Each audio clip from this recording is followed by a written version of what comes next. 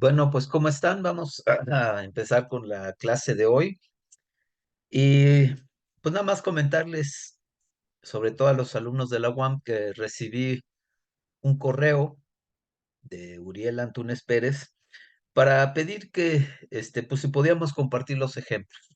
Entonces, pues voy a rápidamente incluir aquí en las notas la solución del ejemplo 2.1. Rápidamente, si se acuerdan, pues se trata de esta viga. Y digamos, el ejemplo pide que se establezca nada más la ecuación de movimiento. Entonces, digamos, esto lo resolvimos en clase, pero lo que queremos es establecer esta ecuación, que es la ecuación de movimiento. Y noten que dice el enunciado que despreciemos el amortiguamiento de la viga. ¿Qué quiere decir? Que pues este término no lo vamos a tomar en cuenta. Y entonces, establecer la ecuación de movimiento, pues implica para este ejercicio identificar o calcular la masa, calcular la rigidez e identificar cuál es esta carga. Entonces, pues el peso, el enunciado dice que esta masa pesa 500 kilogramos y que despreciemos el peso propio de la viga. O sea, esta masa pesa mucho más que la viga, entonces podemos considerar que la viga no tiene masa. Y entonces, pues la masa es de 500 kilogramos, dividimos entre la gravedad y obtenemos la masa. Noten, tal como lo hemos platicado en el curso, que estamos manejando el viejo sistema de unidades, donde la fuerza viene en kilogramos, y entonces, pues al dividir entre la gravedad, pues nos quedan estas unidades un poquito curiosas. Pero bueno, básicamente la G está en centímetros sobre segundo cuadrado. Esas son las tres unidades que vamos a manejar en el ejercicio: kilogramos, centímetros y segundo. Entonces hacemos la división, ya la unidad de masa me queda así. Bueno, lo que decíamos entonces es, ya tengo la masa, ya puedo directamente sustituir acá, como pueden ver aquí. Pero ahora necesito calcular la rigidez. Y decíamos en este curso que para poder calcular la rigidez, cuando hay varios elementos, hay que identificar si esos elementos trabajan en serie o si trabajan en paralelo. Entonces, acá podemos ver que los elementos están trabajando en serie. Noten que al colgar la masa, esta fuerza pues actúa en la viga, pero también el peso de la masa actúa sobre el resorte. Entonces la masa simultáneamente está deformando a la viga y simultáneamente está eh, deformando al resorte. Entonces, pues hay que calcular, digamos, esto lo conocemos como sistemas en serie, y la forma de calcular la rigidez total de un sistema en serie es con esta fórmula. Entonces hay que calcular la rigidez de la viga y la rigidez del resorte. En cuanto a la rigidez del resorte, noten que acá en el enunciado dice que es 2000 kilogramos por centímetro. Noten que vienen las unidades que dijimos que vamos a manejar, pero la pregunta sería cómo se calcula la rigidez en la viga. Y si se acuerdan, pues tenemos este archivo que se llama desplazamientos en vigas, y pues tenemos que identificar el tipo de viga que tenemos. Si se dan cuenta, pues es una viga en voladizo. Y entonces aquí tendríamos que identificar la viga en voladizo. Claramente estas son vigas simplemente apoyadas, no aplicarían. Y si ven acá, pues aquí tenemos la viga en voladizo, es esta. Decíamos que para sacar cuánto vale la rigidez, porque acuérdense que queremos sacar la rigidez vertical de la viga en voladizo, nosotros sencillamente para el desplazamiento de interés, que es el F1, le damos un valor unitario. Y cuando le damos a este desplazamiento un valor unitario, el valor de la fuerza que hay que aplicar para producir este desplazamiento unitario, pues es la rigidez del sistema, así dicen las notas. Entonces noten que si este valiera 1, este 13i pasa multiplicando para acá, este L cúbica pasa dividiendo, y entonces la fuerza que tengo que aplicar para producir este desplazamiento unitario es de 13i sobre L cúbica. Y acuérdense que la fuerza que corresponde a ese desplazamiento unitario, pues es la rigidez. Entonces noten acá cómo pues ahí está definida la rigidez de la viga como 13I sobre L cúbica. Pues la viga es de acero, ahí está el módulo de elasticidad. El enunciado dice que la viga tiene un momento de inercia de 5,000 centímetros cuartos. Noten que la longitud de la viga es de 3 metros, nada más que aquí la tengo en centímetros para que todas las unidades coincidan. Y bueno, pues haciendo los cálculos me da 1111,11 kilogramos por centímetro. Repito, el reto de nuestros problemas es identificar si los sistemas están en serie o trabajan en serie o en paralelo los diferentes elementos estructurales. Mencionábamos aquí que están trabajando en serie y entonces usamos la fórmula para sistemas que trabajan en serie y pues despejando de acá tenemos que la rigidez es 714,286 kilogramos por centímetro. Entonces aquí donde dice la rigidez, pues pongo 714,286. Y finalmente, esta carga, la PDT, es 25 seno de 10T. Y aquí está, pues en lugar de la PDT pongo 25 seno de 10T. Noten, ahí están las unidades del problema. Y quizás algo que habría que identificar es, este es un sistema de un grado de libertad. Y noten que por la forma en que están ejercidas las fuerzas sobre este sistema, pues el desplazamiento sería vertical.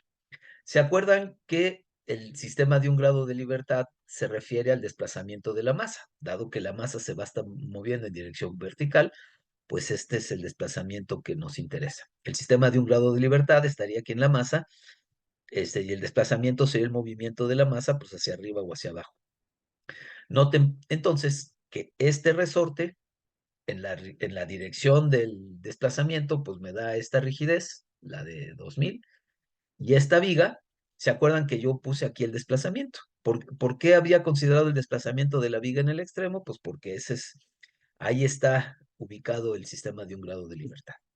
Bueno, entonces, pues este fue el ejemplo 2.1. Eh, todo esto, pues ya está en los videos de clases anteriores. Y sencillamente este problema también lo resolvimos en clases anteriores, pero digamos, los cálculos los estábamos haciendo sobre el pizarrón y pues no se podían apreciar.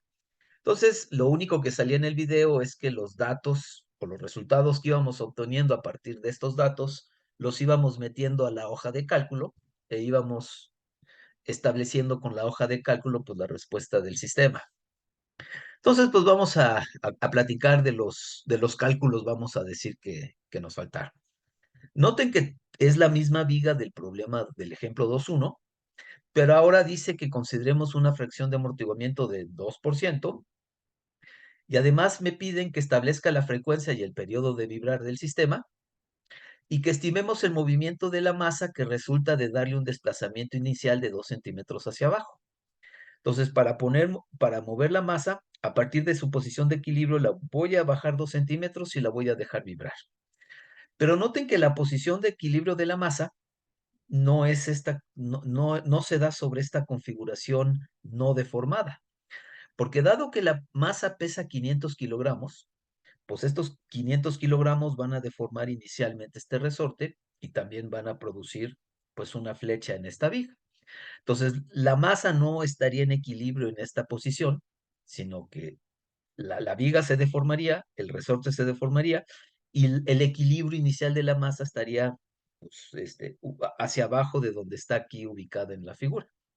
Entonces, bajo la consideración de estas fuerzas iniciales que actúan en el sistema, me piden que establezca la fuerza máxima en el resorte y la máxima de flexión en el extremo de la viga. Entonces, pues estos datos son los que calculamos para el problema anterior. Esta es la masa, este es la rigidez. Estos son del problema anterior. Esto ya es nuevo. Si se acuerdan, a la fracción de amortiguamiento, nosotros la calificamos con la letra psi. Y bueno, el enunciado dice que calcule la frecuencia y el periodo de vibrar del sistema. Pues la fórmula de la frecuencia es raíz de la rigidez sobre la masa. Todo lo tenemos, resolvemos 37,435. Si se acuerdan, la frecuencia amortiguada, pues es la frecuencia sin amortiguar por la raíz de 1 menos psi al cuadrado. todos los datos los tenemos y obtenemos la frecuencia amortiguada de 37.428. El periodo, si se acuerdan, cuando el sistema no está amortiguado, el periodo del sistema es 2pi sobre esta frecuencia. Pero cuando el sistema está amortiguado, es 2pi, pero de esta frecuencia. A ver, vamos a poner el puntero. Esta frecuencia. Entonces el periodo, pues está amortiguado el sistema, entonces 2pi sobre la frecuencia amortiguada y me da 0.168 segundos. El problema, si se acuerdan, hay una serie de hojas de cálculo, hay una hoja de cálculo que un archivo de Excel, perdón, un archivo de Excel con varias hojas de cálculo y ahí están las soluciones de todos estos problemas. Entonces dice que vayamos a la hoja de Excel, pero es importante entender que la viga exhibe una deformación permanente inicial debido a las cargas gravitacionales. ¿A qué me refiero con las cargas gravitacionales? Pues que esta masa pesa 500 kilogramos y esos 500 kilogramos pues van a producir una deformación permanente en la viga. Hacia abajo, noten que estoy diciendo que un desplazamiento hacia abajo sería negativo y además estaría deformando el resorte. Entonces, ¿cuánto vale la deformación permanente digamos, por la presencia permanente de esta masa? Pues vale el peso de la masa entre la rigidez. Noten que esta es la rigidez de todo el sistema. Ya trabajando en serie, esta es la rigidez de todo el sistema. Entonces, esta rigidez ya toma en cuenta tanto la deformación de la viga como la deformación del resorte. Entonces, pues ponemos el peso, 500 kilogramos, la rigidez la tenemos, y entonces en la posición inicial esta masa estaría menos 0.7 centímetros, 0.7 centímetros por debajo de su configuración, de la configuración no deformada del sistema. Y luego, pues entonces vayamos a la hoja de Excel para establecer cuánto vale esta fuerza máxima en el resorte y esta máxima de flexión en el extremo de la viga. Eh, entonces, busquemos la hoja perdón, la hoja de Excel, aquí está. Ahí están todos los datos. Si se acuerdan, estas son las unidades, este es el peso de la masa. ¿Se acuerdan? Ahí está el cálculo, 714,286. Esa es la masa, sería pues entre el valor de la gravedad. Si ven todos estos datos, ya los obtuvimos acá. Este punto 509684 cerraría punto 5097. Entonces, pues sencillamente, ese es este punto 5097. Entonces, sencillamente, estamos dejando que la hoja de cálculo haga su trabajo. Esto ya lo tenemos calculado en el archivo anterior. Esta es la frecuencia sin amortiguar, la frecuencia amortiguada. El periodo, nada más noten, este sería punto 10. Si lo cerrara a 3 decimales, sería 0.168. Y entonces, pues aquí está el periodo de punto 168. Aquí está el U permanente. Es el desplazamiento que va a haber en la viga por presencia de la masa, por el efecto de la gravedad sobre la masa. Y si se acuerdan, dijimos que inicialmente el punto de equilibrio sería menos 0.7. Si ven en la hoja de cálculo, pues sencillamente estoy dividiendo esta fuerza con signo negativo entre la rigidez, que es el cálculo que hicimos acá, ¿no? El peso entre la rigidez, pues eso es lo que tiene esta celda, el peso entre la rigidez, pero con signo negativo. Y luego, aparte de este menos 0.7, yo voy a bajar 2 centímetros la masa todavía más. Entonces, no sé si ven que la masa empieza en menos 2,7. Y luego, no tengo velocidad inicial, el amortiguamiento de 0,2. ¿Se acuerdan? En esta hoja de cálculo, pues vienen las fórmulas que discutimos en el archivo de PowerPoint. Y entonces la hoja de cálculo me describe durante 10 segundos, pues cuánto es el desplazamiento. Va oscilando el sistema desde menos 2,7, empieza a oscilar hasta que pues ya, digamos, pasando cierto tiempo, si se acuerdan, debido a la existencia de este amortiguamiento, el movimiento se tiende a parar. Pero acá entonces tenemos, digamos, centésima por centésima por segundo, dónde está la masa y qué fuerza desarrolla el resorte.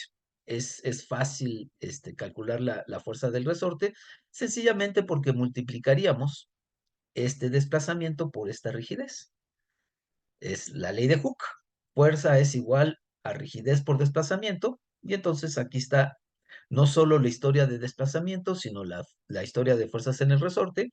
Se le dice a la hoja de cálculo que nos dé el máximo valor de toda la historia de desplazamientos en valor absoluto, perdón, y lo mismo para, para la fuerza máxima. Noten entonces que el desplazamiento máximo pues es este que tiene al inicio. Era lógico, ¿no? En vibración libre, pues el desplazamiento más grande es el que tiene al inicio. Bueno, ojo que no hay velocidad. Y entonces, pues, poco a poco ese desplazamiento se va a ir a reducir. ¿Y cuál es la fuerza máxima en el resorte? Pues este desplazamiento por la rigidez. Y ya aquí la tenemos. Ojo que esta fuerza toma en cuenta el efecto permanente de la masa, o sea, toma en cuenta estos menos 0,7 centímetros, más el efecto del movimiento dinámico de la masa. Pero la fuerza más grande durante toda la historia, pues es este 1928, que si ustedes lo ven, pues es este. Una cosa interesante que les dejo que ustedes piensen, porque noten, no me están pidiendo cuánto es el desplazamiento máximo de la masa, sino cuánto es la deflexión máxima en la viga.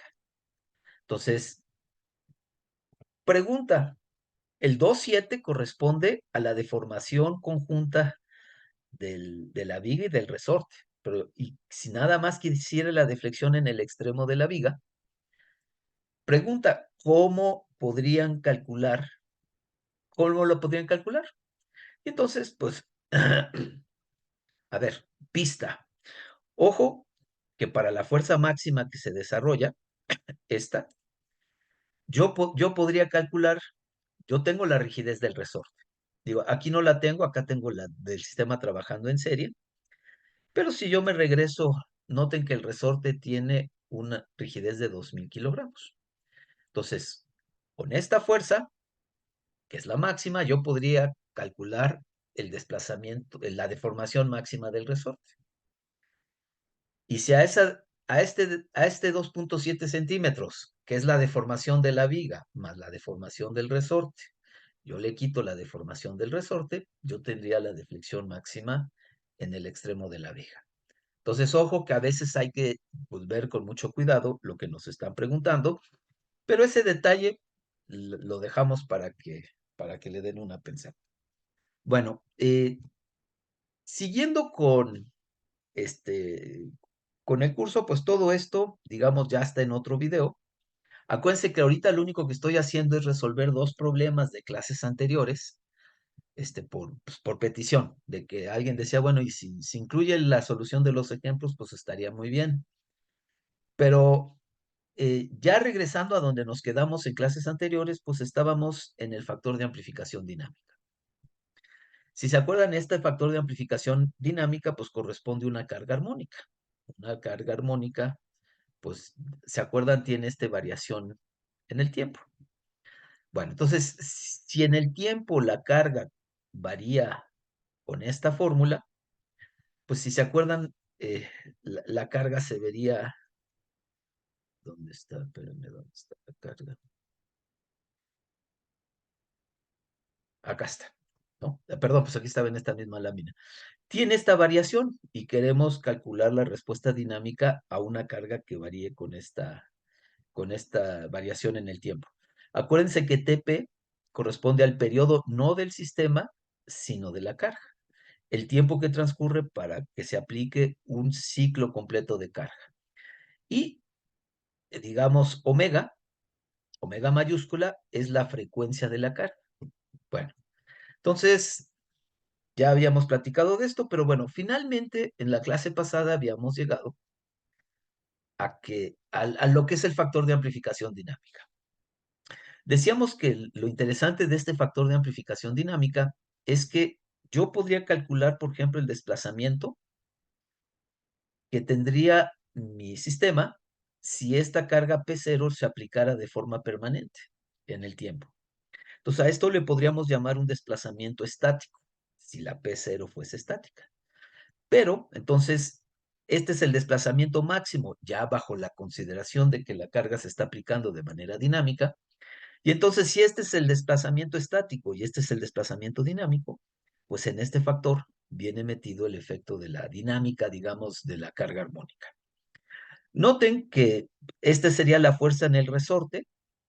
La fuerza en el resorte, pues seguiría la ley de Hooke. Si ustedes lo piensan, sería fuerza es igual a rigidez por desplazamiento. Entonces, si esta expresión la multiplico por la rigidez, pues la rigidez por la que estoy multiplicando se cancelaría con esta rigidez y la fuerza máxima entonces en el resorte del sistema de un grado de libertad sería sencillamente el factor de amplificación dinámica por el valor de P0. Noten que pues hay un rango cuando este valor de beta vale pequeño. Noten que este beta es un cociente de frecuencias. La frecuencia de la excitación entre la frecuencia del sistema. O si yo lo quiero interpretar en términos de periodo, sería el periodo del sistema entre el periodo de la excitación. Y entonces, si el beta es más o menos pequeñito, noten que este valor de factor de amplificación dinámica pues está muy cercano a 1. ¿Qué quiere decir que esté muy cercano a 1? Pues que prácticamente el desplazamiento máximo es igual al desplazamiento estático o que la fuerza en el resorte sería prácticamente el valor de la carga. Entonces quiere decir que no hay efecto dinámico. Hay muy poco, el efecto dinámico, digamos, modifica muy poco tanto el desplazamiento como la fuerza máxima en el resorte. Pero noten que cuando estas dos frecuencias coinciden, que querría decir que beta vale 1, entonces pues podemos tener una amplificación enorme de la carga y del desplazamiento. Sobre todo noten que para bajos valores de amortiguamiento, pues este factor de amplificación dinámica puede ser muy, muy grande. Aquí en este caso, para un amortiguamiento del 5%, alcanza valores de 10. ¿Qué quiere decir? Que el desplazamiento dinámico, pues puede ser 10 veces el que se tendría si la carga P0 se aplicara de manera estática. Pero la fuerza en el resorte, pues no sé si ven que sería 10 veces la máxima carga que se desarrolla durante la historia de carga. Entonces, pues el resorte se vería muy cargado. Noten que en esta zona de amplificación es muy importante el amortiguamiento que tenga el sistema, porque incluso pueden ver que para amortiguamientos muy altos, este pico, se desaparece. Ahora, lo cierto es que nuestros sistemas estructurales pues tienen amortiguamientos muy bajos, y entonces para nuestros sistemas estructurales convencionales pues este pico existe. Pero si por alguna razón pudiésemos incrementar digamos, al 30% la fracción de amortiguamiento crítico, noten que esta respuesta se disminuiría bastante. Seguiría siendo una zona de amplificación, pero ya no de 10. Y luego, pero noten que cuando beta vale muy grande, cuando esta frecuencia de la carga es grande en relación a la frecuencia del sistema, noten que tenemos que ahora el factor de amplificación dinámica pues vale prácticamente 0. O sea, es un valor muy pequeñito. ¿Qué quiere decir? Que aunque esta carga pueda ser grande o este desplazamiento estático pueda ser grande, como este valor es muy cercano a 0, pues se podría decir que el sistema no se deforma ni desarrolla fuerzas altas ante la existencia de la carga dinámica. ¿Qué quiere decir eso? Pues que el sistema no responde. Sencillamente el sistema no responde a la excitación dinámica. Bueno, todo esto es muy importante porque, pues, claramente yo tengo que saber cuánto vale este beta. Noten que para saber cuánto vale este beta, pues yo tengo que saber las propiedades dinámicas de mi sistema de un grado de libertad y también las propiedades dinámicas de la excitación armónica. Entonces, noten que en este sentido, pues yo tengo que saber, tendría que conocer suficiente información de mi estructura para sacar su periodo o su frecuencia. Pero noten que también, bueno, y sobre todo si estoy en esta zona de amplificación dinámica, sería muy importante conocer el nivel de amortiguamiento del sistema. Acá no tanto, si lo ven, y acá pues tampoco tanto, pero aquí sí sería muy importante conocer la fracción de amortiguamiento del sistema. Y pues claramente pues valdría mucho, sería muy importante conocer este P0.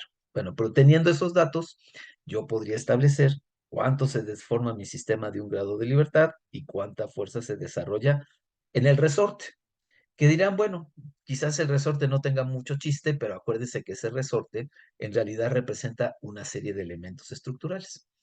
Bueno, en esta hoja en esta famosa hoja de Excel, pues aquí tenemos el factor de amplificación dinámica para diferentes amortiguamientos. Noten que aquí hay 8 amortiguamientos y aquí están los 8 factores de amplificación dinámica. No están graficados, no todas estas curvas están graficadas acá, pero digamos, para los ejercicios que debamos resolver, eh, pues si necesitamos usar el factor de amplificación dinámica, pues recurriremos a esta hoja de cálculo.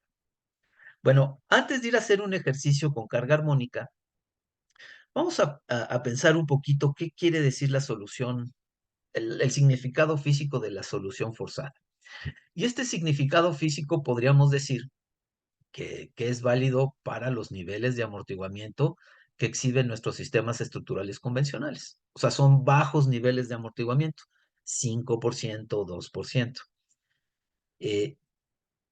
Lo que vamos a analizar es esta parte de la respuesta. Si se acuerdan, en clases pasadas dijimos que esta existe, incluso las graficamos, pero decíamos que esta va a ser, para este curso, esta va a ser la de interés. Porque esta sencillamente es transitoria, como dice acá, y se va reduciendo con el tiempo. Este exponente va a provocar que esta respuesta vaya reduciendo con el tiempo, y esta noten que pues es cíclica, ¿no? Entonces esta no se desvanece con el tiempo, por eso es que le vamos a poner mayor atención a esta solución forzada, solo al azul. Les llamaría la atención a este coeficiente beta. Noten que está dos veces en esta expresión, una aquí y una acá.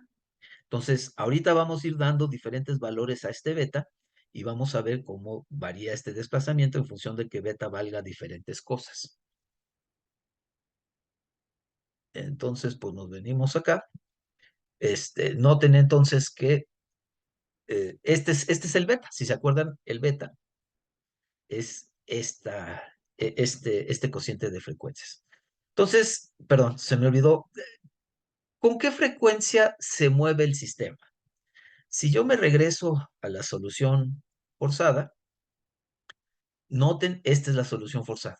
Noten que la forma en que está variando este desplazamiento es en función de sena de gamma t. Entonces, noten que el sistema no está respondiendo con su frecuencia, está respondiendo con la frecuencia de la excitación. Claramente, este desplazamiento, que es el desplazamiento del sistema, está variando en función de esta frecuencia de la excitación. Acá no ven la omega minúscula, que es la frecuencia del sistema, es la omega mayúscula que corresponde a la frecuencia de la excitación. Entonces, el sistema no está respondiendo con su propia frecuencia, está respondiendo con la frecuencia de la excitación. Esto es, si lo ven, aquí se ve reflejado. Dice que esta es la carga, esta es la respuesta, y si ven, va con la misma secuencia. Es una secuencia sinusoidal, pero va retrasada. El pico máximo de la respuesta va retrasado con respecto al pico máximo de la carga. Y eso lo podemos ver, digamos, uy, perdón, ¿dónde este desfase es este? ¿No? Para que fueran perfectamente en desfase, pues en fase, tendría que ser seno de gamma t, pero noten que este menos teta, aquí no está este menos teta, ¿no? Este es seno de gamma t, noten, esta es la carga, va con una secuencia de seno de gamma t, y este también va con una secuencia de seno de gamma t, nada más que va desfasado un pequeño tiempo atrás. Si se acuerdan, así se calcula ese ángulo de desfase, que en el tiempo ese ángulo de desfase pues, se convierte en este valor. Pero bueno, entonces el sistema dice, lo primero que reflexionemos es que el sistema no está respondiendo con su propia frecuencia, está respondiendo con la frecuencia de la excitación. Ahora, si la amplitud del movimiento, si se acuerdan, este es beta. Entonces, hay dos variables que son muy importantes, la beta y la fracción de amortiguamiento sísmico. Noten que esta frecuencia depende de la rigidez del sistema. Entonces, básicamente les estoy diciendo que la amplitud del movimiento, los efectos dinámicos, depende mucho de la rigidez del sistema a través de esta omega y de la fracción de amortiguamiento crítico. Entonces, si el beta es cero, decimos que el caso es estático, que los efectos dinámicos son despreciables. ¿Se acuerdan que ahorita les acabo de llamar la atención de esta fórmula en que había dos lugares donde entra el beta? Entonces, aquí era el primer lugar donde entra el beta y el primer beta. Noten que esta es la respuesta máxima. ¿Se acuerdan que aquí había un seno? ¿Cómo sé que esta es la respuesta máxima? Porque el valor máximo de una función seno, pues es 1. Entonces, pues cuando yo pongo a 1 aquí, estoy maximizando la función seno y entonces estoy maximizando el desplazamiento. Noten que 1 menos 0 acá me da 1, este me da 0, y entonces pues es 1 sobre raíz de 1, pues es 1. Y entonces el desplazamiento máximo sería este término, que sería P0 sobre K, que si se acuerdan, pues es el desplazamiento estático. Es el desplazamiento que habría si esta carga se aplicara de manera estática. Entonces, pues, ¿qué quiere decir? Que prácticamente el desplazamiento es igual al estático, y esto pues era lo que veíamos acá. Es la zona estática, el factor de amplificación dinámica pues tiende a valer 1, y entonces pues no hay efectos dinámicos. Estamos en una zona, como dice acá, en una zona estática. Pero ¿qué pasa si el valor de beta tiende a infinito? ¿Se acuerdan que hay dos lugares aquí en la ecuación donde entra el beta, pero ahora es infinito? No sé si ven que aquí, si este valor de beta y este es muy grande, pues este es un valor muy, muy grande. 1 sobre un valor muy grande, pues es prácticamente 0. Y entonces el desplazamiento máximo, pues prácticamente es igual a 0. ¿Qué quiere decir? Pues ahora estoy en esta zona. El sistema, cuando la frecuencia de la carga es muy grande comparada con la frecuencia del sistema, noten que el sistema no responde. A ver, para entendernos, esta quiere decir que la carga se está moviendo muy rápida, y esta quiere decir que el sistema se está moviendo más lento. O sea, la carga va variando mucho más rápido en el tiempo que la frecuencia del sistema en vibración libre. Es una carga demasiado rápida para la forma en que responde el sistema, y entonces sencillamente el sistema no responde. Y aquí está. Y si se acuerdan, en la zona de amplificación dinámica, no, estamos aquí. Otra vez, pues, ¿se acuerdan que aquí hay un beta y aquí hay un beta, pero ahora estamos diciendo que hay una coincidencia de frecuencias, que quiere decir que el beta es igual a 1? Noten que este término se me cancela. Aquí me queda 2 psi al cuadrado, pero está en una raíz. Entonces se cancela la raíz con el cuadrado y pues solo me queda 1 sobre 2 psi. Noten que este es el desplazamiento estático. Entonces, aquí estoy tomando en cuenta el efecto dinámico. Y si se acuerdan, estamos diciendo que para estructuras convencionales este nivel de amortiguamiento es muy bajo. Entonces, imagínense que este fuera 0.01, ¿no? Entonces, es como si perdón, 0.05, 0.05, 5%. 2 por 0.05 es 0.1. 1 entre 0.1 es 10. Entonces, quiere decir que para un sistema amortiguado al 5%, pues este desplazamiento dinámico sería 10 veces el estático. Pero peor, no sé si imaginan que esta fracción de amortiguamiento fuese del 2%, 0.02. 2 por 0.02 es 0.04. 1 entre 0.04 es 25. Entonces, si el sistema tuviese un amortiguamiento solo del 2%, pues aquí sería 25 veces la respuesta estática. Entonces, noten que a través de considerar el valor de beta, pues podemos más o menos entender, no más o menos, podemos entender con mucha claridad qué esperar de nuestro sistema. Si no hay efectos dinámicos, si el sistema no responde a la carga dinámica o si el sistema amplifica de manera importante la carga dinámica. Noten que dijimos que el movimiento depende de este factor y de este factor. Noten que este factor pinta en la zona de amplificación dinámica. No sé si ven que este factor aquí no aparece ni aparece acá. Entonces el amortiguamiento es especialmente útil cuando nos aproximamos a la zona de amplificación dinámica, porque noten lo mucho que influye la respuesta máxima. Ahora, también habíamos dicho que la rigidez del sistema afecta mucho. Y ustedes dirán, pero acá, bueno, pues aquí está la rigidez, pero bueno, más allá de eso, lo que yo quiero llamarles la atención es que en este valor de omega viene la influencia de la rigidez del sistema. Si se acuerdan, omega es igual a la raíz de la rigidez entre la masa.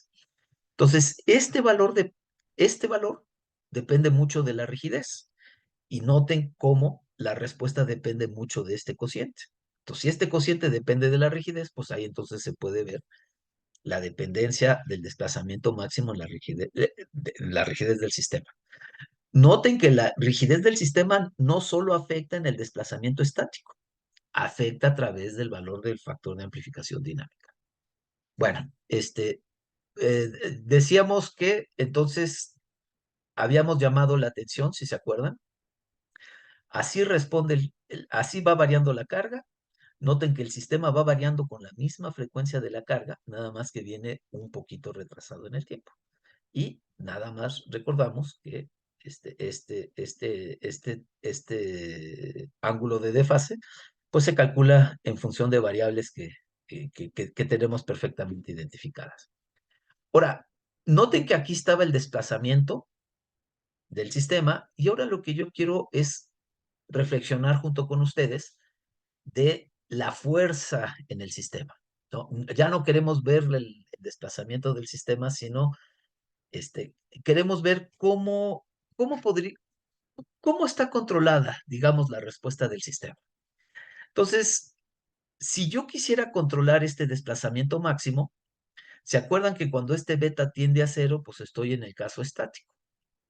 ¿Qué quiere decir? Que los efectos dinámicos no son muy importantes en esta zona. ¿Qué pasaría si yo quisiera controlar la deformación del resorte? O sea, no solo estoy contento con calcularla, sino quiero calcular, quiero controlarla. Quiero controlarla dentro de ciertos límites. No sé si ven entonces que si estoy en esta zona digamos, de la zona estática, entonces, pues si yo quiero controlar este desplazamiento, la forma es aportarle más rigidez al sistema. Sencillamente este valor, pues es el valor máximo de la carga durante toda la historia de carga. Vamos a suponer que esta no tiene que ver con nuestro sistema. Este es externo a nuestro sistema, es la carga que se le va a imponer a nuestro sistema. Nosotros como ingenieros no tendríamos control de esta carga. Pero lo que si nosotros queremos controlar en esta zona el desplazamiento máximo, pues dada esta carga, yo lo que tendría que aportar al sistema es suficiente rigidez. Esa sería la forma de controlar el desplazamiento. Pero ¿qué pasaría si en lugar de estar en el caso estático estuviera cuando el beta tuviese un valor infinito? ¿Se acuerdan? Aquí está el beta. Siempre decíamos que hay dos lugares donde está el beta. Entonces, aquí estoy desarrollando este cuadrado, si lo ven aquí, son estos tres términos, es este. Y pues aquí lo tengo. A ver, noten que si el beta fuese muy, muy grande, sencillamente si beta fuese muy grande, en términos relativos, pues todos los demás números en este radical, en esta raíz, serían pequeñitos. Entonces, cuando los números son muy grandes y los elevamos a una potencia más grande, pues sencillamente se vuelven mucho más grandes que ese mismo número cuando esté elevado a potencias menores. ¿Qué les estoy tratando de decir? Que en este radical, pues conforme el beta se va haciendo más grande, y acuérdense que el beta se está haciendo muy grande, este beta cuarto es mucho mayor que todos los demás términos. Y entonces todo este término tiende al beta cuarto. Si yo saco raíz cuadrada de beta cuarto, pues me da beta cuadrado. Pues ahí está el P0 sobre K, 1, y se acuerdan, toda esta raíz me da beta cuadrado. Si se acuerdan, la rigidez la vamos la vamos a desarrollar, perdón, no la rigidez, el beta. ¿Se acuerdan? La beta es la relación de la frecuencia de la carga entre la frecuencia del sistema. Pero no tengo beta al cuadrado, tengo 1 sobre beta al cuadrado. Pues por eso aquí queda la frecuencia del sistema al cuadrado arriba y la frecuencia de la carga abajo. Si ustedes se acuerdan, la frecuencia al cuadrada es igual a K sobre M. Entonces, estos dos números me dan esta masa. Y noten que entonces el desplazamiento máximo me queda o tiende a este valor. ¿Se acuerdan esto? Yo no puedo hacer nada. Este es el valor de la carga externa. Si se acuerdan, este valor de omega es un valor muy grande. ¿Por qué? Pues porque estamos diciendo que omega de la carga entre el omega del sistema está tendiendo a infinito. Si está tendiendo a infinito es porque este valor es muy grande. Es mucho más grande que este. Entonces, para que este cociente tienda a infinito, pues quiere decir que esta omega mayúscula tiene que tender a infinito. Y como este valor es muy grande, por eso es que el desplazamiento máximo tiende a cero. Pero si yo en este rango de, digamos, de frecuencias de carga, yo quisiera disminuir el desplazamiento máximo, ya es muy pequeñito, ¿están de acuerdo? Pero si yo lo quisiese disminuir, noten que yo tendría que recurrir a la masa. Mientras más masa le pusiera al sistema, no sé si ven cómo, dada esta carga máxima y dada esta frecuencia, ambas son propiedades de la excitación, no de mi sistema. Yo podría recurrir a poner más masa para reducir este desplazamiento máximo. Claramente, pues esto no es un caso de mucha utilidad porque este desplazamiento es muy pequeñito y no lo necesito controlar ya que es muy pequeñito. Y la segunda cosa es que la masa no es una propiedad que diseña el ingeniero estructural. La rigidez sí, pero la masa no. La masa pues es un parámetro que por lo general queremos minimizar y no sería un parámetro que yo dijera voy a triplicar la masa para reducir a un tercio el desplazamiento. Eso no tendría mucho sentido. Entonces, digamos, nada más como conocimiento general, pues está bien saberlo. Nunca vamos a recurrir a esto, pero si yo tuviese un beta muy grande y yo quisiese controlar más la deformación del sistema, la forma de hacerlo sería ponerle más masa al sistema. Y finalmente, ¿qué pasa si estamos en la zona de resonancia? Si se acuerdan, ya habíamos llegado a esta expresión y por ahí tenemos una expresión que la fracción de amortiguamiento es igual al coeficiente de amortiguamiento del amortiguador entre 2 veces la masa por la frecuencia. Noten que este 2 y este 2 se cancelan y entonces pues me queda esta expresión. Y noten que acá pues claramente se ve que si yo quiero controlar la respuesta del sistema, pues yo tengo que trabajar con el coeficiente de amortiguamiento. Le tendría que poner más amortiguamiento al amortiguador. Y entonces así sería la forma en que yo, en esta zona sí tengo que trabajar con ella, si lo piensan, porque en esta zona, esta es la zona de amplificación dinámica, este sería un valor muy grande. Entonces, si yo quisiera controlar la respuesta en esta zona, sería a través de añadir, ponerle amortiguamiento al amortiguador. Bueno, pues entonces llegamos a este ejercicio que es ahora calcule la respuesta de este sistema.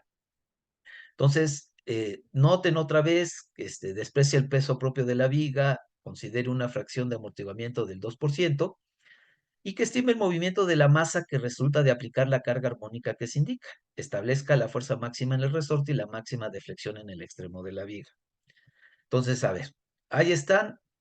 Desde antes sabríamos ya cuánto es la masa. Es la misma viga de los dos ejercicios anteriores. ¿Cuánto vale la rigidez de la viga? Fracción de amortiguamiento. Noten que el PDT, la carga, es 25 por seno de 10T. Si se acuerdan, este es el valor de P0 y este es el valor de omega mayúscula. Ahí está el valor máximo de la carga y esta es la frecuencia de la excitación. Omega vale 10. Ahí están las unidades, acuérdense que son las mismas unidades que hemos venido manejando en todos los ejercicios. Y entonces el beta, pues si se acuerdan, es la frecuencia de la excitación entre la frecuencia del sistema.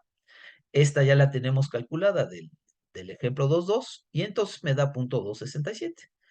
Preguntamos en qué zona caería el punto 267. A ver, nada más por curiosidad. No sé si ven que este es 1. Más o menos aquí la mitad sería 0.5 y a la mitad de la mitad sería 0.25. El punto 267 está muy cerca del punto 25. ¿Qué quiere decir? No sé si ven que prácticamente estamos todavía en la zona estática. Estamos en una zona donde ya estamos abandonando la zona estática, pero todavía podríamos decir que estamos en la zona estática. ¿Qué quiere decir? Pues que el desplazamiento máximo debido a la carga dinámica pues va a ser muy parecido a esto. Bueno, pero ¿cuánto vale el ángulo de fase? No, pues no sé si aquí lo piden, no. Pero de todas maneras, ¿cuánto vale el ángulo de fase? Si se acuerdan, esta es la fórmula, es 0.0115 radianes. Bueno, dice que el problema lo resolvamos con la ayuda de la hoja de Excel y que solo consideremos la respuesta forzada. ¿Se acuerdan que hay una respuesta transitoria? Pero acá solo vamos a considerar la respuesta forzada. Bueno, entonces, pues vamos a la hoja de Excel y buscamos el problema 2.3. Aquí está el problema de 2.3. Sencillamente, pues aquí está la información, la masa, el peso de 500, la misma rigidez de antes. Todo esto es igual al problema 2.2. ¿Se acuerdan la deformación permanente? Pues siguen siendo los mismos menos 0.7 centímetros hacia abajo. A estos valores, si se acuerdan, este es el beta de 0.267 y este es el ángulo de desfase de 0.0115 que están en nuestra hoja, pues aquí están, ¿no? El 0.267 y el 0.015. O sea, sencillamente lo que está haciendo la hoja de cálculo, pues es hacer los cálculos que yo podría hacer a mano. La carga máxima, 25, ¿se acuerdan? El omega mayúscula, 10, y psi vale 0.02. Entonces, aquí está la pura respuesta forzada. Noten que empezamos en menos 0.7, porque la masa, antes de que yo aplique la carga dinámica, está en menos 0.7. Y a partir de ahí empieza a oscilar la masa. Aquí hay un montón de información, pero bueno, si ustedes lo pueden ver, aquí está el desplazamiento. Empezamos en menos 0.7. Y noten que aquí está la fuerza. ¿Cómo vamos sabiendo cuánto es la fuerza del resorte? Pues el desplazamiento en cualquier instante lo multiplico por la rigidez combinada del sistema. Acuérdense que esta es la rigidez de dos elementos en serie, pero ya es la rigidez total. Bueno, entonces, con eso yo puedo calcular pues cuánta fuerza se está desarrollando. Sería este desplazamiento por esta rigidez y entonces tendría la historia de fuerza. Pues aquí tengo entonces la historia del desplazamiento, aquí tengo la historia de fuerza. ¿Se acuerdan? Pues yo puedo sacar cuánto vale el desplazamiento máximo, pues nada más en esta historia, pero bueno, básicamente en la hoja de Excel, pues se busca el valor máximo, se saca el valor absoluto de todos los desplazamientos y se saca el valor máximo, ¿no? Entonces, pues aquí noten que ahí está, se saca el valor absoluto de toda la historia de desplazamientos y luego el valor máximo. ¿Y cómo se calcula esta fuerza? Pues este desplazamiento, no. Este desplazamiento, pues se multiplica por la rigidez del sistema y obtengo la fuerza máxima. Entonces, noten que acá tengo puntos 738, no, si cerrar este 6, puntos 738 centímetros y 526.9 kilogramos. Entonces, pues esos resultados son menos 0.7338 centímetros y 526.9 kilogramos. Todos estos, digamos, son los máximos. Ahora, eh, ¿qué pasaría? Porque se acuerdan que dijimos, y así empezamos esta clase, que yo podría sacar el valor, este valor máximo en el resorte con el factor de amplificación dinámico. O sea, sencillamente, si yo quisiera sacar estos valores, pues yo tendría que ver cuánto vale el factor de amplificación dinámico. Entonces, pues dice que el desplazamiento dinámico, pues es el factor de amplificación dinámico por el desplazamiento estático. El desplazamiento estático es fácil, si lo piensan, pues es el valor de P0, que damos que es 25, la rigidez es 714.286. Este es el desplazamiento estático. ¿Cómo paso de este desplazamiento estático al dinámico? Pues por el factor de amplificación dinámica. Ojo que estamos en una zona de baja, es casi estática. Quiere decir que este va a valer muy cercano a 1. Pero, ¿cómo sacamos este? Bueno, pues entraríamos aquí a donde dice factores de amplificación dinámico. Si se acuerdan, tenemos fracción de amortiguamiento del 2%. Quiere decir que esta segunda columna sería la que corresponde a este ejercicio. Noten que aquí no tengo el beta del ejercicio. Si se acuerdan, el beta del ejercicio es 0.267. Como no lo tengo, pues sencillamente lo voy a teclar acá. Y entonces, noten que para el valor de beta y el amortiguamiento que estoy buscando, pues, digamos, el valor de factor de amplificación dinámica sería 1.0767. 1.0767, cerrando este 6 a 7. 10767. que es este 10767. Sabíamos que era muy cercano a 1 porque todavía estamos ahí ¿se acuerdan? Apenas vamos saliendo de la zona estática. Y entonces me da este punto 038. Noten que si yo le sumo a mi punto 7, este punto 38, pues me da este punto 738. Ya no vuelvo a calcular esta fuerza máxima porque si se acuerdan, sencillamente ya la calculamos. Esta fuerza es esta rigidez por menos punto 738 y esa es la fuerza máxima en el resorte. Les dejo a reflexionar, porque ya tengo bien caracterizada el movimiento de la masa. ¿Dónde? Pues aquí en mi hoja de cálculo. Ahí tengo descrito cómo se está moviendo la masa. Pero si ven, ya también contesté cuánto es la fuerza máxima en el resorte, pero si lo piensan, no he contestado cuánto es la máxima deflexión en el extremo de la viga. He dicho cuánto es el máximo desplazamiento de la masa,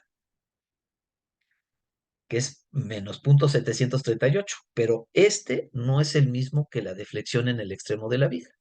¿Se acuerdan que a esta deformación total le tengo que quitar la deformación del resorte? Y ahí les dejo como a su consideración cómo se calcularía esta deformación en el resorte para poder sacar solo la deflexión en el extremo de la viga. Bueno, entonces esos eran ejercicios. Digamos que con esto ya cubrimos todos los ejercicios que hemos desarrollado durante el curso. Y pues como podrán imaginar, pues está muy bien que yo considere la respuesta de mi sistema de un grado de libertad ante cargas armónicas. Noten que fue un ejercicio muy ilustrativo. Me ayuda a entender cuándo los efectos dinámicos son importantes y también a través de este ejercicio hemos aprendido que la forma de controlar la respuesta de un sistema de un grado de libertad es a través de su rigidez y de su masa. Es más, a ver, ¿por qué no hacemos aquí este, un ejercicio? Bueno, creo que ya lo habíamos hecho, ¿no? Pero, ¿qué pasaría? Noten que apenas se está desplazando, ¿no? No sé si ven que el desplazamiento, ya vimos que el desplazamiento dinámico, pues es chiquititísimo. Miren, es 0.038, es casi nada. Pero este desplazamiento se puede volver enorme. ¿Cómo se volvería enorme? Pues si yo en lugar de tener a mi estructura en la zona estática, la pasara a la zona dinámica. Ahorita estoy acá, pero si yo pasara a mi viga de este lado y le pusiera bajo amortiguamiento, pues no sé si ven que el desplazamiento se me dispararía. Pues nada más hagamos ese ejercicio. Noten que dice acá que la frecuencia del sistema es 37.43. Entonces acá le voy a poner, pues este mismo número se lo voy a poner acá. O sea, vamos a meter en resonancia perfecto, vamos a decir. Perdón, porque no se puede ser resonancia perfecta porque si no, se indetermina la solución. Entonces vamos a poner 37.4356. Ojo que hay una ligera diferencia, ¿no? Para que no se indetermine la solución. Y, y bueno, pues ya podemos ver aquí una respuesta mucho más grande. Noten que teníamos como respuesta, perdón, antes, chico, ¿dónde quedó? Acá, 0.038, o sea, en centímetros, ¿no? La parte dinámica pues era chiquitísima, chiquitísima, y el desplazamiento más grande era menos 0.73. Ahora noten, ¿dónde está mi hoja de Excel? Que el desplazamiento ya se me fue a 1.57, o sea, se me duplicó. Pero ¿y qué pasa si yo le voy quitando amortiguamiento? ¿Se acuerdan que empezamos en 0.038? Miren a dónde voy, en 18, ¿no? Y si yo le quito acá todo el amortiguamiento, miren, 9.800. Entonces, no sé si ven, lo dicho, cuando hay esta coincidencia de frecuencias, pues el amortiguamiento es esencial para controlar la respuesta del sistema. Eh, También en la rigidez sería esencial. A ver, imaginemos que este punto 2 centímetros, digo, perdón, sería un -1,6, ¿no? El desplazamiento anda del orden -1,6 centímetros porque ya estamos contando, si se acuerdan, el desplazamiento permanente. Pero, ¿qué pasa si este desplazamiento fuese muy grande? Y por alguna razón ya vimos que, pues si yo lo quiero hacer chiquito, pues podría este, acudir a mi amortiguamiento. Pero vamos a suponer que no pudiésemos. Dijimos que a través de la rigidez también podríamos reducir esto. Porque si se acuerdan, aquí ahorita estoy en la zona de amplificación dinámica. Vean que este beta es casi 1. Ojo que estos no son los datos del problema, ¿no? Le estamos cambiando nada más para ilustrar ciertos puntos. Ya vimos el beneficio de cómo controlar la respuesta con el amortiguamiento, pero ¿cómo modificaría la respuesta con la rigidez? Pues si yo hago más grande la rigidez, no sé si ven que este valor de beta va a cambiar. A ver, multipliquemos por 4. No sé si ven que de 1 lo reduje, lo reduje a 0,5. Y no sé si ven que ya reduje. Antes, si se acuerdan, este era como 1,57. Miren lo mucho que reduje. Pero ahora no recurrí al amortiguamiento, sino recurrí a la rigidez.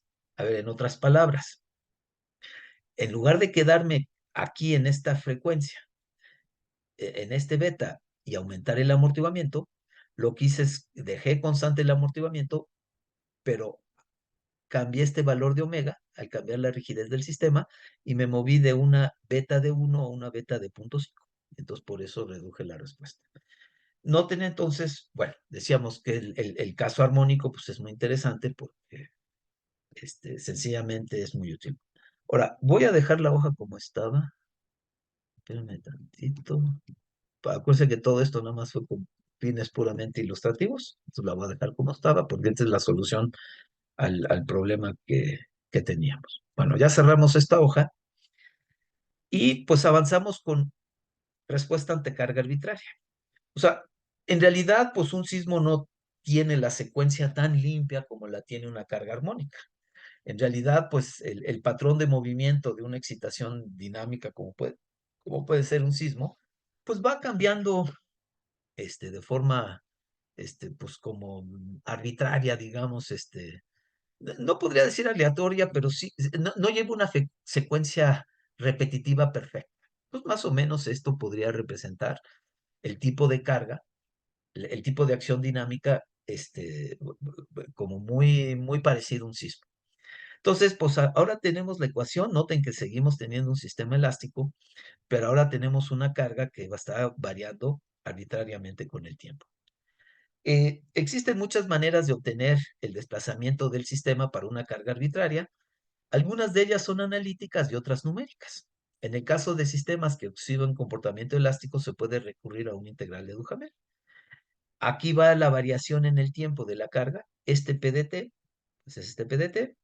Y pues así, digamos, en el curso de ingeniería sísmica que yo tomé, pues me enseñaron a usar esta integral, pero realmente es una integral con fines prácticos, pues tiene un valor limitado.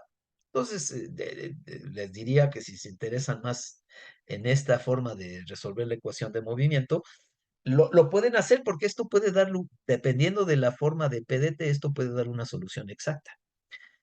Pero bueno, más allá de que es interesante conocer este contexto, en la mayoría de los casos, ya en el mundo real, para una carga arbitraria, se recurren a soluciones numéricas.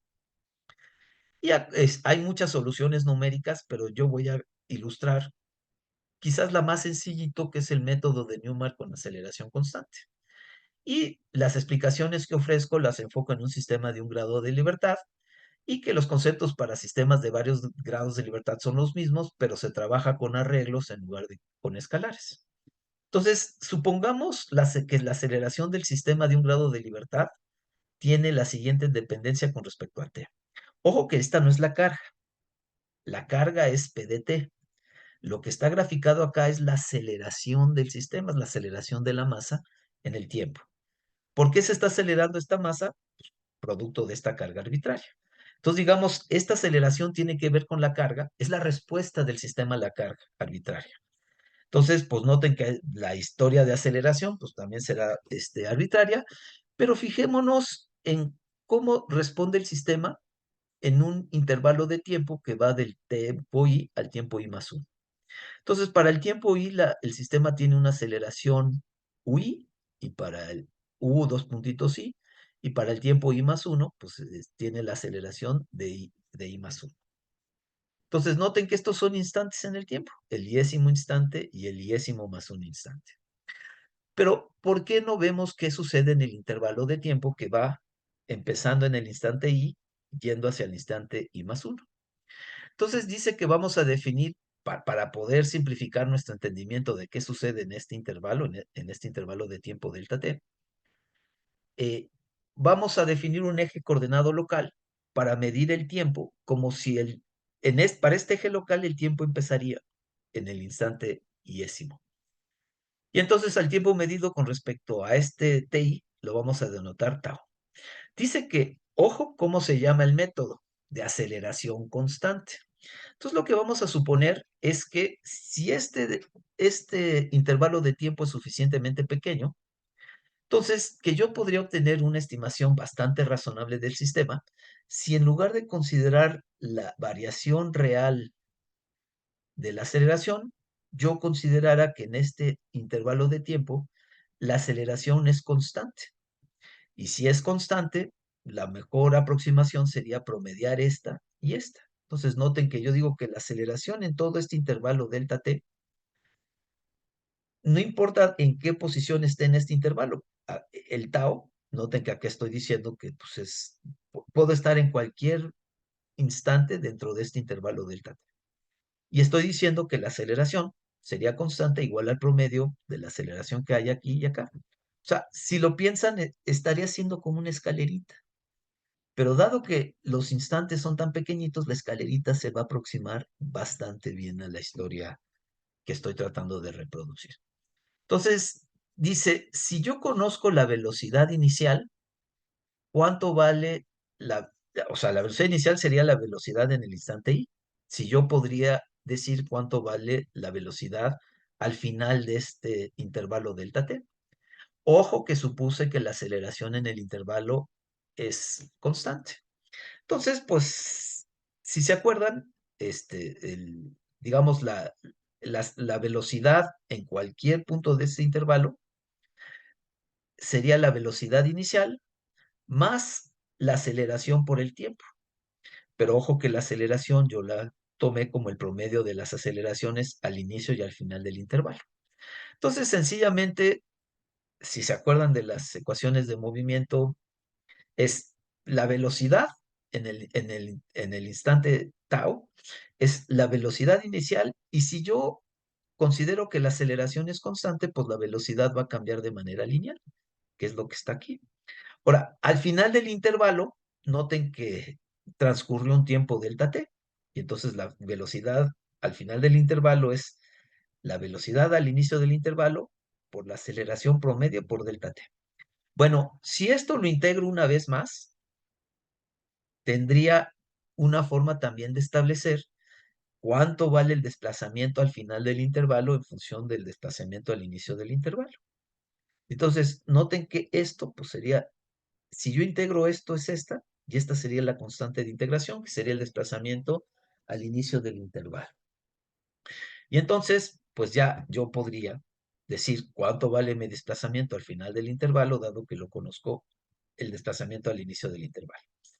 ¿Por qué es interesante todo esto? Porque si yo supongo que la aceleración es constante, noten que he establecido dos ecuaciones que no existirían de otra forma. Repito, al yo considerar que la aceleración en el intervalo es el promedio de la aceleración al inicio y al final del intervalo, cuando yo integro una vez esa ecuación, yo he obtenido una ecuación que no tenía antes. Y si vuelvo a integrar esa ecuación, obtengo una segunda ecuación que no tenía. ¿Por qué es importante esto? Porque si yo trabajo con estas dos ecuaciones, y otra vez se me perdió el puntero, bueno, si yo trabajo con estas dos ecuaciones, yo voy a despejar voy a usar estas dos ecuaciones para llegar a estas dos. O sea, estas dos Las obtuve directamente de estas dos. Pero noten que me dice que el cambio de aceleración en el intervalo depende del cambio de desplazamiento, de la velocidad al inicio del intervalo y de la aceleración al inicio del intervalo.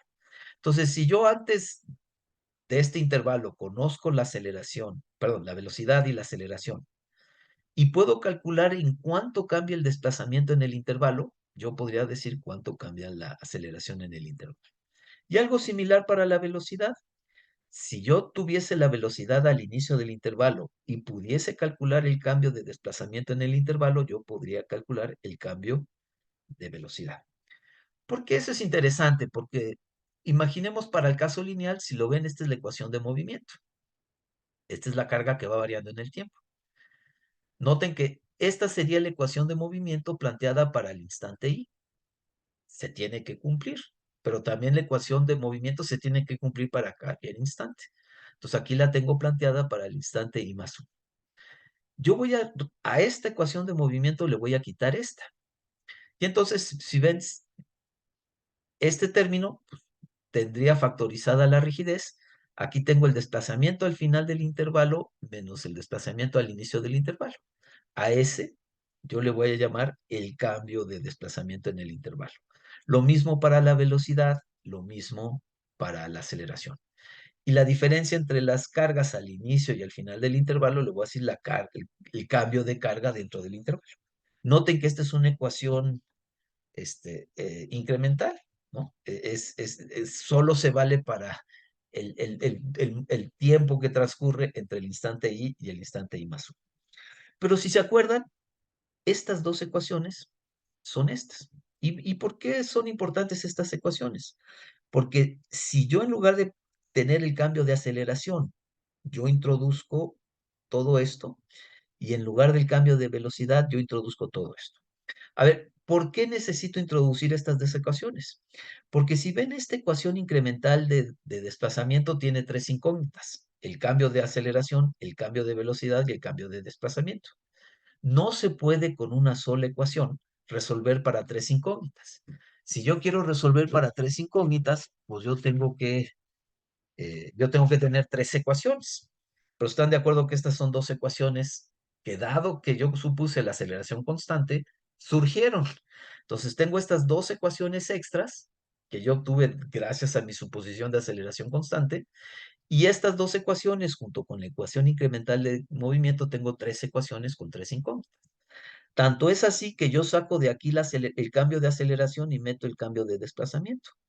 Tanto así que saco el cambio de velocidad y meto el cambio de desplazamiento. No sé si ven que una vez que yo meto estas ecuaciones aquí, todo esto está planteado en términos del cambio de desplazamiento. ¿Cómo cambia el desplazamiento en función de cómo cambia la carga? Entonces, sustituyendo estas ecuaciones acá y, y agrupando, pues noten que acá está el cambio de desplazamiento en este intervalo. Repito, es el intervalo de tiempo que va entre el instante i y el i más 1. Noten que todo esto tiene unidades de fuerza y todo esto tiene unidades de rigidez. Entonces, aquí estoy factorizando, no sé si ven, aquí está el delta UI, aquí está el delta UI y aquí está el delta UI. Noten 4 sobre delta t cuadrado, 2 sobre delta t. Ahí está 4 sobre delta t cuadrado, 2 sobre delta t. ¿De dónde sale la masa? Porque este 4 delta t cuadrado, cuando lo meto acá, está multiplicado por la masa. Y este 2 delta t, cuando lo meto acá, está multiplicado por el amortiguamiento. Bueno, si hiciera ese seguimiento, obtengo esto. Pero lo muy interesante es que noten que el cambio del desplazamiento en el intervalo lo puedo calcular si conozco el cambio de la fuerza en el intervalo. Pero esta sí la conozco porque yo sé cómo va cambiando la carga dinámica. Tengo un registro de esta carga. Es una carga arbitraria, pero yo tengo el registro de cómo va cargando. Entonces, este es dato, la masa del sistema es dato, mi delta T que estoy usando es dato, todo esto son datos. Entonces, noten que el cambio del desplazamiento en el intervalo depende del cambio de la carga en el intervalo, pero también de la velocidad inicial del intervalo y la aceleración inicial en el intervalo. Si yo conociese estas condiciones iniciales y conociese el cambio de la carga, entonces ya podría calcular este delta V. ¿Y de qué me serviría? Bueno, perdón. A esta se le llama la rigidez efectiva, a todo esto que está en rojo se le llama la fuerza efectiva, y si yo quiero calcular el cambio de desplazamiento en el intervalo, pues solo paso a la fuerza efectiva, la divido entre la rigidez efectiva y obtengo esto. Pero ¿se acuerdan de estas dos famosas ecuaciones? Que son estas dos. Pues si se acuerdan, si acá yo conozco el cambio de desplazamiento y las condiciones iniciales en el intervalo, yo puedo calcular el cambio de aceleración y también puedo calcular el cambio de velocidad. Entonces ya definí totalmente, conociendo las condiciones iniciales en el intervalo y cómo cambia la carga en ese intervalo, yo puedo saber cómo va cambiando el desplazamiento, la velocidad y la aceleración. Y entonces, pues al inicio yo tengo aceleración, velocidad y desplazamiento. Digamos, inicialmente, antes de que la carga dinámica actúe, pues el sistema está en reposo y pues muy probablemente todos estos sean cero. Pero se acuerdan que yo tengo forma de calcular el cambio de desplazamiento en este intervalo. Noten que para eso yo necesito conocer las condiciones iniciales en el intervalo, pero las conozco. Este cambio de fuerza yo la conozco, yo puedo calcular esta rigidez efectiva y entonces puedo saber a dónde está la masa al final del intervalo, tanto en términos de aceleración, velocidad como desplazamiento.